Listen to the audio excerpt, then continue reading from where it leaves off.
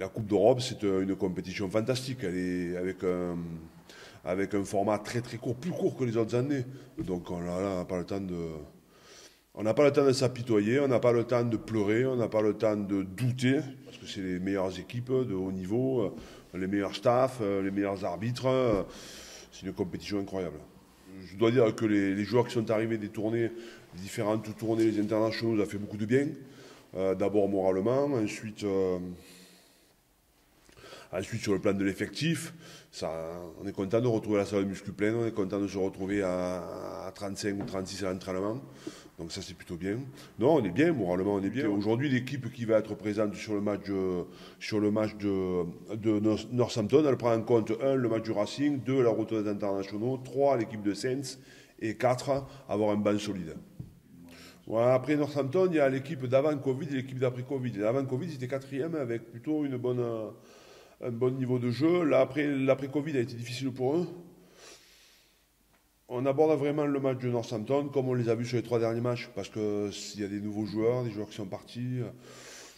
Donc les 3 derniers matchs, ils ont perdu à Sale, ils ont perdu chez eux contre Harlequins et ils auraient dû gagner à Bristol. Mais c'est vrai que c'est une équipe qui prend beaucoup de points, mais qui en marque beaucoup aussi. Le match contre les Harlequins, ça a fini 49 à 38. Hein. C'est un match à l'extérieur. C'est une équipe qu'on ne connaît pas bien finalement parce qu'elle n'a fait que 3 matchs. Elle n'avait pas les internationaux non plus. Bon voilà, ce qui change vraiment, c'est l'intensité qu'il va y avoir dans le match. C'est une équipe qui a l'habitude de laisser le ballon sur le terrain, donc on va s'approcher un peu du match de Montpellier. Ça joue un peu comme Montpellier. Sur les formes de jeu, ils jouent comme nous, quasiment les mêmes systèmes que nous. Ça sera un arbitrage différent. Monsieur Whitehouse, un Gallois, très à cheval sur les lignes d'hors-jeu, très à cheval sur les rucks.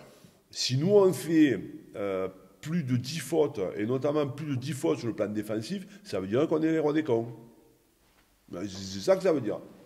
On est prévenu, on le sait. Si on se fait choper 1 fois, 2 fois, 3 fois, 4 fois sur les lignes d'hors-jeu, ça veut dire qu'on n'a pas compris la leçon de la semaine.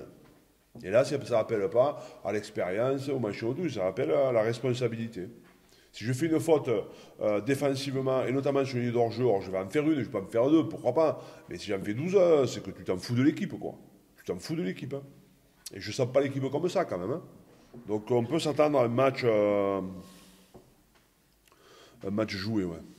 Plus qu'un match stratégique, comme la semaine dernière, par exemple. Non, on le prend vraiment comme un premier match important. On sait très bien que dans une compétition aussi courte, chaque point est important.